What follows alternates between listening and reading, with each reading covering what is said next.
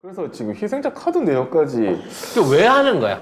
자, 이 이거를- 사람은 술 먹었다. 또는 이 사람은 뭐 평상시에 뭐 이 주변에서 뭐 자주 다니던 사람이다. 뭐 그런 게 필요해서 그런 건가? 나는 이해를 못 하겠어. 피해자에 그쵸. 대한 뒷조사를 한다는 게. 특수본에서 얘기하는 거는 이제 희생자들의 그 참사 당일 동선을 파악한다면서 뭐 신용카드나 교통카드 내역을 보겠다고 하는 건데, 근데 동선 파악이 왜 이렇게까지- 필요해? 뭐하게? 뭐하게? 거기에서 일어난 사고 아니야. 그리고 그 안에 6시 반에 첫 신고가 들어갈 정도였으니까 그 안에 시쳐 들어간 수만 명의 사실은 잠재적인 피해자들이 있어요. 그렇죠. 그분들 생각하면 지금 가슴이 섬뜩할 거야. 내가 거기 지나왔는데 나 때도 사고 날 뻔했는데 결국 이런 일이 났네. 오히려 그런 분들에 대한 정신적 트라우마 위로까지 해줘야 돼. 이 국가는. 근데 내가 볼 때는 이 얘들이 하도 치졸하게 이러니까 내가 어떤 생각이 드냐면 이거 카드 열람해가지고 얘 여기서 죽은 애 아니네 이렇게 하려고 한 것 같아. 한 명이라도 숫자 줄이려고.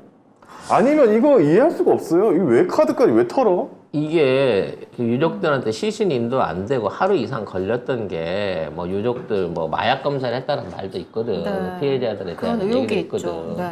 그리고 지금 와서 하는 얘기가 뭐 시신의 상태가 이상하다는 등 뭐 다른 요인으로 죽었을 수 있다는 등 이따위 가짜 뉴스들을 만들어내면서 이걸 혼선을 주고 있는 거야. 그러면 혹시라도 자식이 뭐 어떤 그 다른 문제가 있는 가족들이 적극적으로 여기에 참여 안 할 거다라는 식의 어떤 엄포를 주고 있는 것 같은 느낌인 건데, 아니 내 자식이 이유 없이 국가의 행정부재로 사망을 했으면 그 국가가 책임지고 거기에 대한 보상과 위로를 끝까지 하는 게 그게 국가의 의무 아니야? 그러니까 사과하는 놈 한 새끼 없고 이 정권에서는 전부 다 일단 공무원들은 다 뒤집어 쓰고 책임지는 놈 하나도 없어.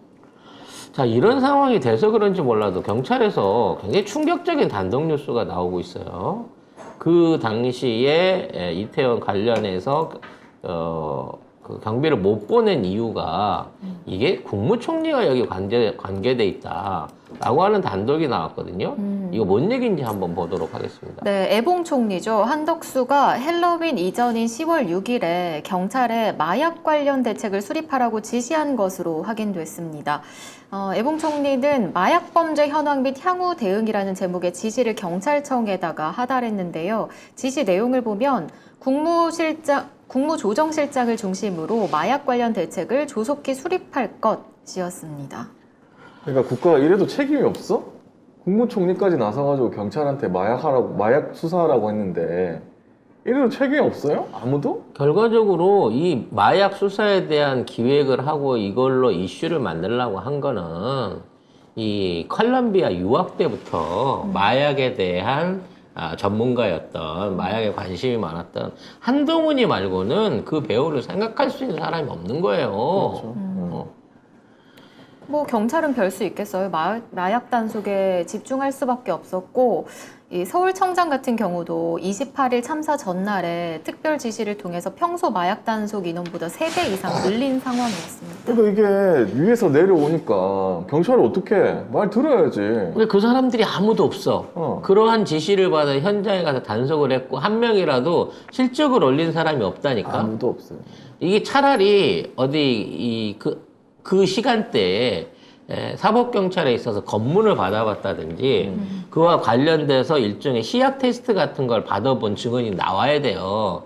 그래서 그 일대에 실제적으로 대대적인 마약 단속이 있었다라고 하는 증언이 나와야 됩니다. 저는 분명히 경험하신 분이 있을 거라고 생각하고, 그 중에는 뭐 체포라든지 아니면 인도가 되던 과정 중에 사고가 나니까 갑자기 풀어져 버리는 사고도 있지 않았을까라는 생각을 하거든요. 정말 이런 방식으로 뻔히 있는 증거들을 없애기 위해서 얼마나 많은 공무원들, 얼마나 많은 사람들의 입을 협박하고 막을 수 있을지, 과연 그 입막음이 가능할지 저는 도저히 불가능하다고 봐지거든요. 이거 못 숨겨요. 요즘 지난 주말에 이제 CCTV 화면이 공개가 됐었거든요. CCTV 화면 공개가 됐는데 MBC의 단독으로 공개라는 거를 제가 봤는데, 사고 나고 1시간 동안 그 이태원 사고가 났었던 게 사람들이 밀려 내려갔던 그쪽 대로변에 네. 아무런 그 경찰 출동이나 인원 제한이 없었어요. 오히려 도로변에는 교통 통제를 하는 교통 경찰관들이 있습니다만 진짜 사람들이 몰려 있었던 이태원 그 그 참사 사고의 원인을 제공했었던 위쪽 도로에는 1시간 가까이 경찰 출동을 안 했다고. 그래서 먼저 사고 신고가 되고 소방관이 오고 난 다음에 거기 현장에서 교통 통제하고 있던 경찰이 부랴부랴 합류를 하지만 이미 그 피해가 손을 쓸 수 없을 만큼. 그러니까 사람이 7, 8개, 10층이 넘도록 쌓여 있었대요. 막 밀려 내려가다 뭐 보니까. 밑에부터 빼려니까 안 돼서 예. 위에부터 빼고 뭐 이렇게 했는데 그거 어떻게 밑에 있는 사람은 이미 그러니까 밑에 있는 사람은 이미 그 사고가 일어나고 10분 안에 전부 다 압살을 당한 상태였고 그 상황에서 이제 사람들이 압이 교환이 되니까 뒤에 있는 사람들이 넘어가려고 그 시체의 산을 넘은 거야. 그런데도 위에서는 계속해서 사람들이 1시간 동안을 지나가고 있었다고. 거기에 경찰관들이 출동해가지고 교통 통제를 하고 왜냐면 거기서는 구출을 못 해요. 밑에는 도로도 좁고 네. 사람이 쌓여 있으니까 구출을 못 하는 거고 뒤에서부터 사람들을 빼내고 구출해 올 수 있게끔 거기를 통제하고 열었던 시간이 1시간이고 그게 결국 용산서장이 파출소에 와갖고 지시를 한 이후에나 이게 이루어졌다는 거지. 그러니까 그게 마약 수사를 하지 않고 그냥 경찰들 정복 경찰들만 서 있어가지고 통제만 했어도 그게 그런 사고가 안 일어날 거 아니에요. 그러니까 이거는 사고를 방조한 거지 누구의 실수라든지 기만으로 해서 일어난 사고가 아니에요. 지난 20년 동안 이러한 사고들이 있었다고. 우리 이번에 촛불 어저께 토요일 날 갔던 데는 정말 어디 전국에 있는 경찰이 다 모인 것처럼 경찰이 3만 명이냐? 어마어마한 경찰들이 깔려갖고 있었어요. 그리고 사람 붙어있는 꼴을 못 봐. 내가 저기 신호등에서 잠깐 서 있었거든요. 네. 뭐 사람 기다리려고. 교통에 방해된다고 서 있지 말라고 계속해서 사람들을 뭉치지 않게끔 막 풀어내고 있더라고. 그리고 맨 뒤쪽에 그 신호등 이렇게 건너는 데 있었거든요. 반 정도 막아놨지만 신호등 이렇게 건너잖아요. 한쪽으로 일방통행하라고 딱 하더라고. 그러니까 8번 출구 앞에 내가 있었는데 그 앞에서 이미 도로를 통제하고 있다가 사람들이 늘어나면 어디서 차단막을 갖고 와갖고 계속해서 밀어내면서 호루라기 불고 계속 이거 계속 들고. 그걸 하더라고.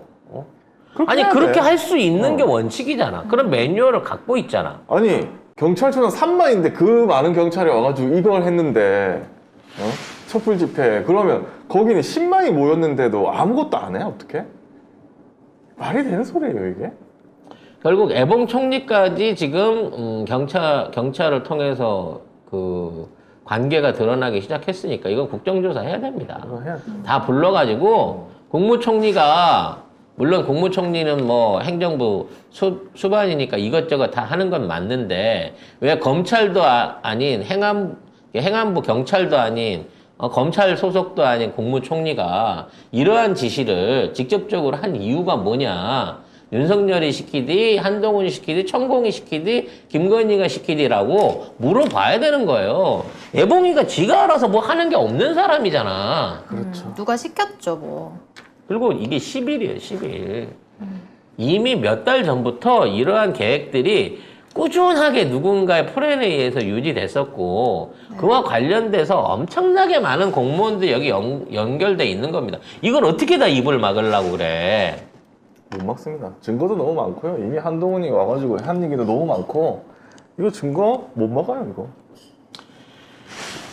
이게 뭐 군사 재판 시절이나 옛날 왕정처럼 의금부를 동원해서 저놈들을 국문하라 이러면 쉬워지겠지만 그게 안 되는 세상에선 저들은 버티기로 갈 거고 우린 시간이 걸릴 겁니다. 중요한 건 잊지 않아야 해요. 포기하지 않아야 됩니다.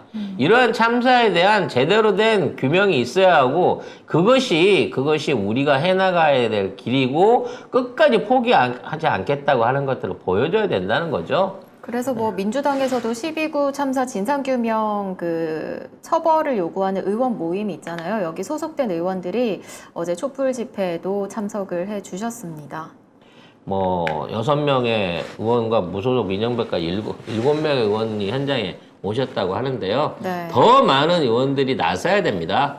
그래서 힘을 보태 주셔야 돼요. 맞아요. 그리고 저기 안 나타나는 사람들은 수박이다. 네, 수박이다, 검찰의 끈아풀이다라고 생각해도 됩니다. 다만 지도부는 부르지 맙시다. 아니 근데 저는 이분들이 있으니까 좋더라고요. 왜냐면은 그 지금 정권 자체가 군대 동원할지도 모르잖아요. 그렇죠. 근데 그나마 국회의원들하고 같이 있으면 그럼 그나마 이 사람들이 우리 막아줄 수 있잖아요. 그래서 이러한 분들이 실제 현장에서 물리력이나 난 차마 상상도 하기 싫은데 지금 그 정도 40만, 60만이 모이고 있는 집회에 군인이 나타난다고 하면 그리고 그 안에서 일종의 물리적 충돌이 일어난다고 하면 그 피해는 뭐 이태원하고는 비교도 할 수 없는 피해가 날 거고요. 이거는 정말 국론 분열 내지는 거의 뭐 그 국정 정지 상태로 갈 수 있는 위험한 상황이 만들어질 수 있거든요. 근데 그 시간 전에 쟤네들이 스스로 자정을 하고 뭔가 이 문제를 해결하고 스스로 내려놓는 어떤 이성적인 생각을 가져야 되는데 이게 전혀 이성적이지가 않다는 거죠. 전혀 없어요. 네. 미친놈들 같습니다. 미친놈들. 그래놓고 이제 가니까 얘들이 이제 쫄았는지 뭐 6개월 만에 뭐 이런 억지가 어딨냐 막 이렇게 6개월 만에 퇴임하라는 게 어딨어? 그래도 2, 3년은 지나고 해야지. 아니, 씨발, 당장에 상처가 썩어갖고 내일 모레 죽게 생겼는데. 지금 6개월이 6년 같아. 우리도 놀라워요. 이게 6개월밖에 안 됐다는 니들이 게 6개월 동안 힘들어요. 저질른 짓거리를 봐봐봐. 대한민국을 어떻게 아니 만들어놨는지. 누구 시켜가지고 이게 사람 안에 나올 수 있어요? 없어요. 이건 사람들이 다 마음이 우러나와서 나오는 거예요. 이러면 알아서 그만두셔야지. 노무현 대통령 때도 그렇고 이번에 문재인 대통령 때도 그렇고 워낙 탄탄하게 잘하고 시스템을 만들어놨잖아요. 이명박도 노무현 대통령이 해놨던 시스템 망가뜨리는데 1년? 2년 정도 걸렸거든요. 근데 어떻게 윤석열은 준비나 하고 있었던 듯이 이 무능한 시끼가 직접 하는 것도 아닌데 무너뜨리려고. 그 밑에 있는 놈들이 이렇게까지 국가를 순식간에 말아먹을 수 있느냐에 정말 놀라운 느낌이 들어요. 정말 일 못하는 것들이 이런 폐악질은 정말 잘해. 어? 도대체 얼마나 시뮬레이션하고 연습을 하고 있었길래 자 시작하자마자 막 이렇게 간다는 거죠. 왜냐면 전 정권 반대로만 하면 되거든요. 그러면 나라 망해요. 망하는 길이에요. 근데 그거 보고 이직들을 찍어줬지 또.